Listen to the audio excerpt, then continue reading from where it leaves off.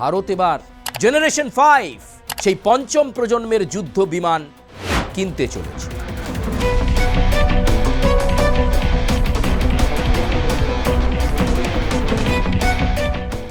আকাশের বিভিন্ন বাঁকে একেবারে পাখির মতো বাঁক নিতে পারে এই যুদ্ধ বিমান।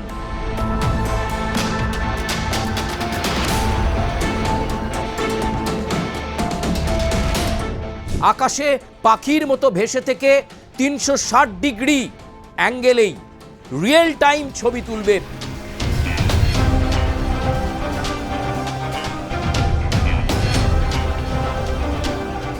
একদিকে আকাশ থেকে তীক্ষ্ণ নজর রাখবে, আর অন্যদিকে শত্রুপক্ষ কিছু বুঝে ওঠার আগেই অতর্কিতে আক্রমণ চালাবে।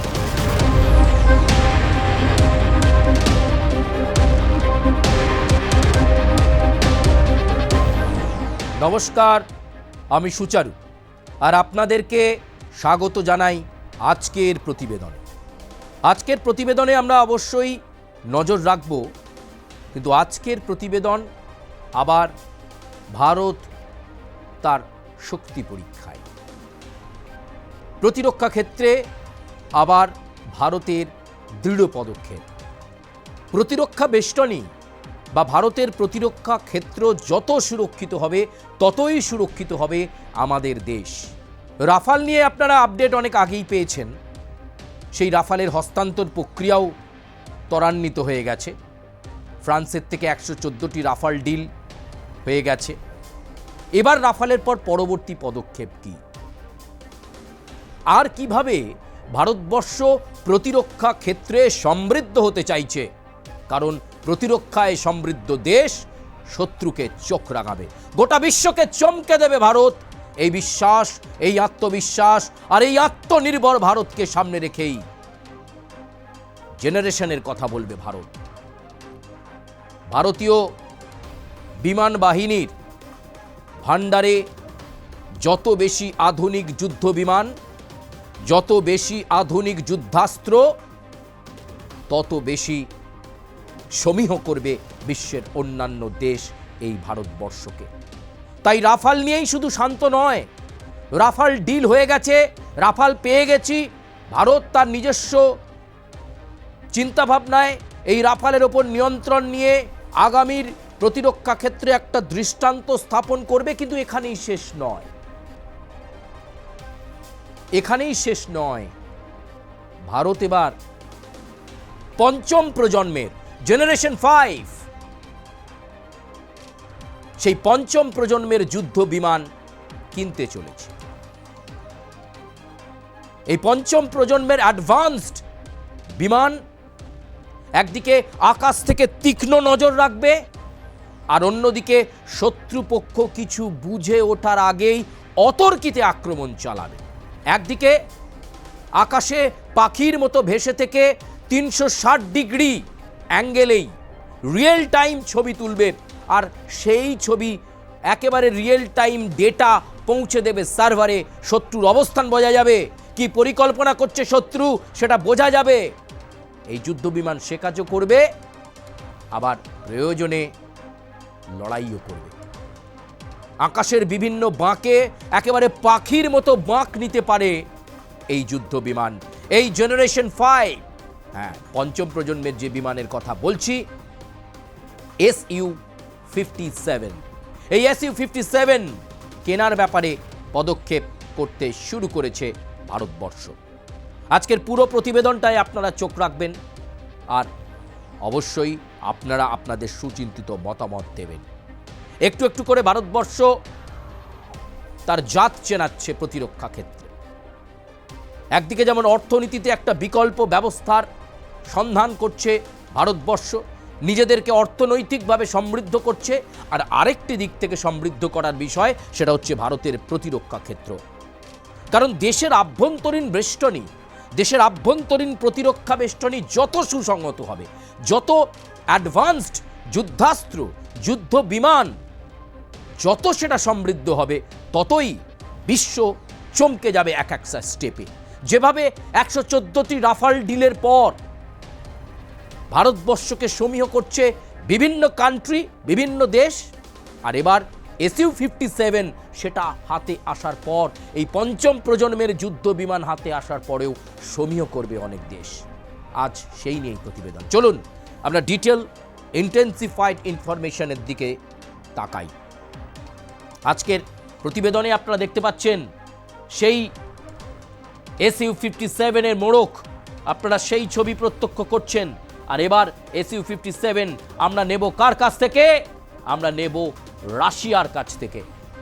ফ্রান্সের সঙ্গে ডিল হয়েছে, সেটা অন্যরকম, রাফেল। আর এবার SU-57 কার কাছ থেকে? রাশিয়া। কারণ এটার প্রিমিয়াম কোয়ালিটি জেনারেশন 5 বানাতে পারে রাশিয়াই।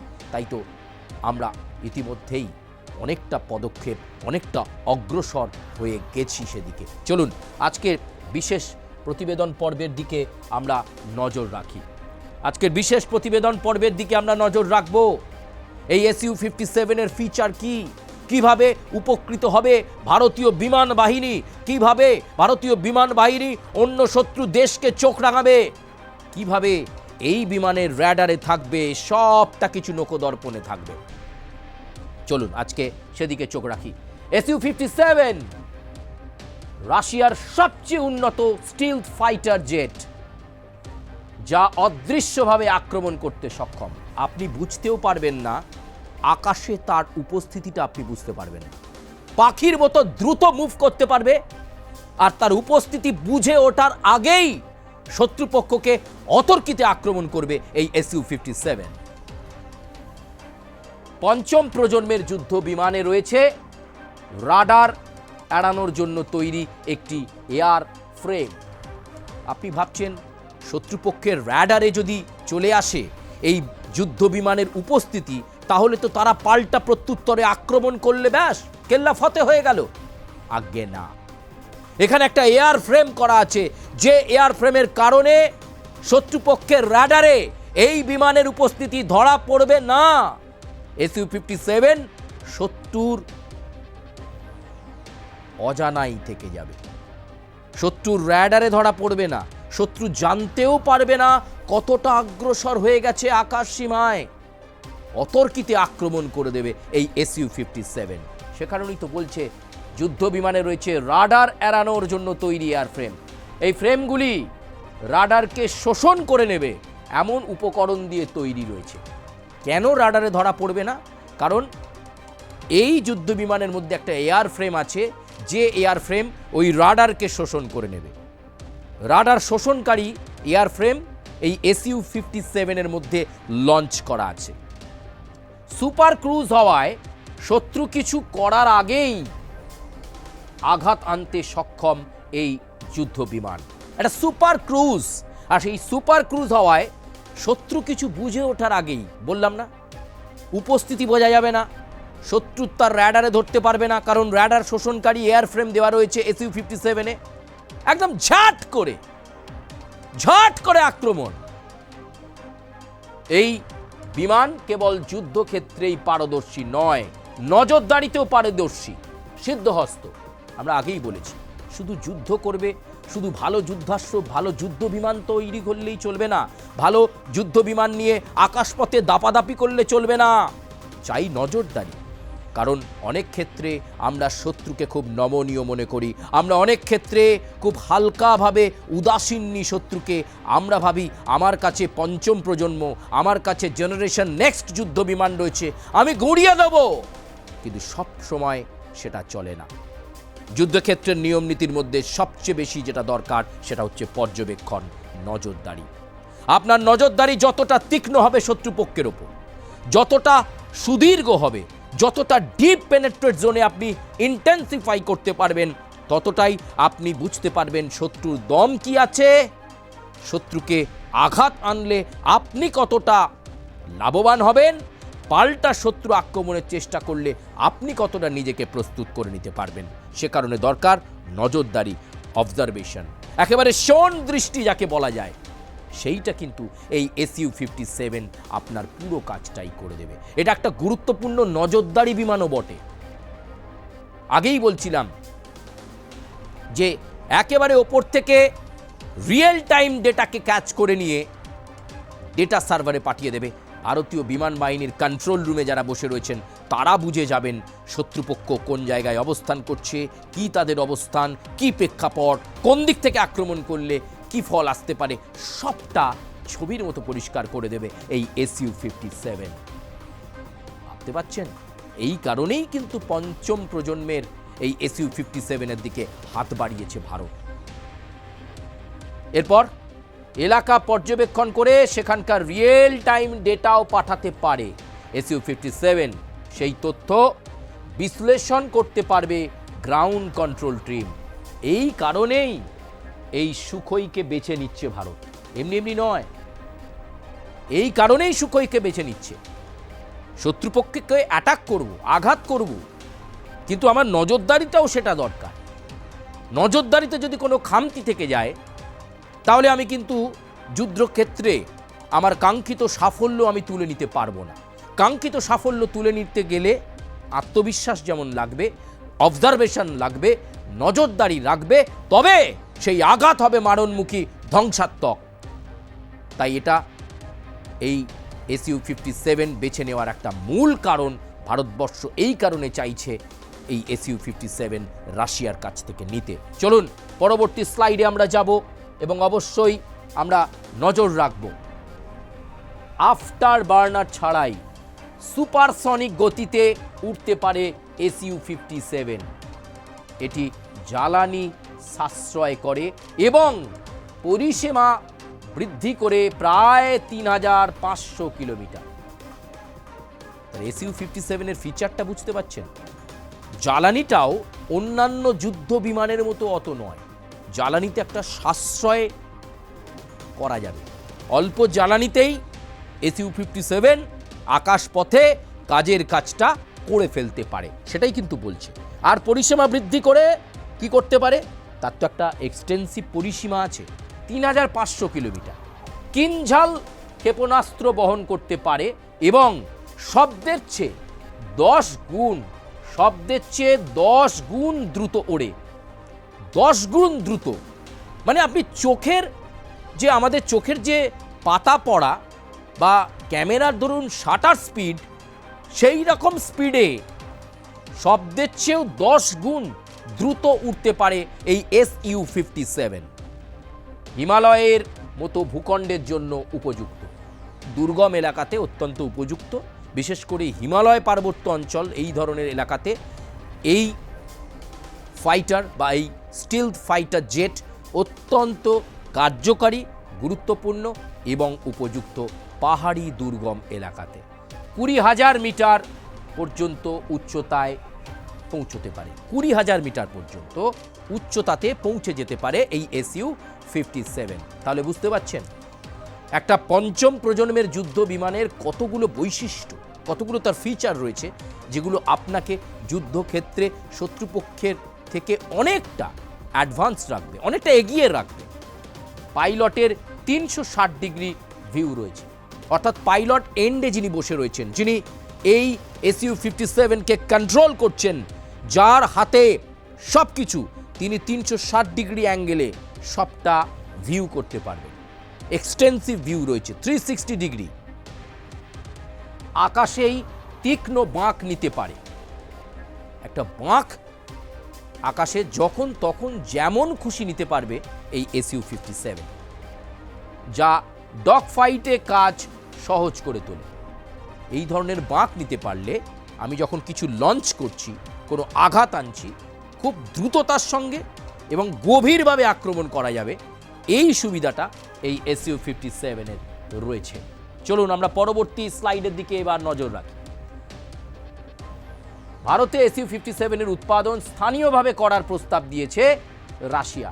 রাশিয়া একটা ভালো প্রস্তাব দিয়ে দিয়েছে যে SU-57-এর উৎপাদন স্থানীয়ভাবে করা যেতে পারে। যদি তাই হয় তাহলে এই যুদ্ধ বিমানটি ভারতে তৈরি এবং রপ্তানি করা হবে।